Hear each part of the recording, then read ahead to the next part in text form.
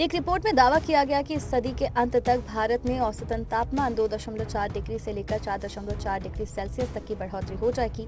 साल 2100 तक गर्मियों में लू चलने का खतरा 3 से 4 गुना तक बढ़ जाएगा। Indian food policy research institute की इस रिपोर्ट में दक्षिण एशिया को जलवायु परिवर्तन का हॉटस्पॉट बताते हुए कहा गया है कि इसकी वजह से मौसम संबंधी खतरनाक परिवर्तन कई गुना होकर सामने आएंगे। इसका अनाज उत्पादन पर भी नकारात्मक असर पड़ सकता है। मिंट के मुताबिक स्टडी में कहा गया है कि सदी के अंत तक पूरे दक्षिण एशियाई क्षेत्र में वार्षिक औसत तापमान 1.2 से 4.3 डिग्री सेल्सियस तक बढ़ने की आशंका है।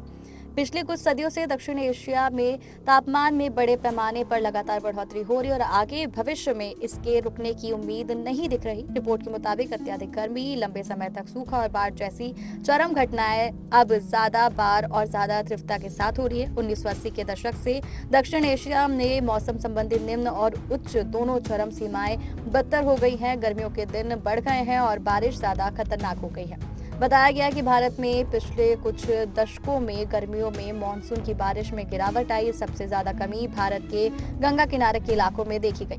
1950 के दशक के बाद से सूखा पड़ने की संख्या बढ़ी और इसका दायरा भी बढ़ गया।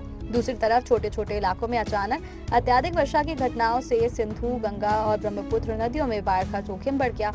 मानसून के बाद खतरनाक चक्रवाती तूफान आने की घटनाओं में भी इजाफा हुआ, जबकि उत्तरी हिंद महासागर क्षेत्र में उष्ण कटिबंधीय चक्रवातों की संख्या घटी है।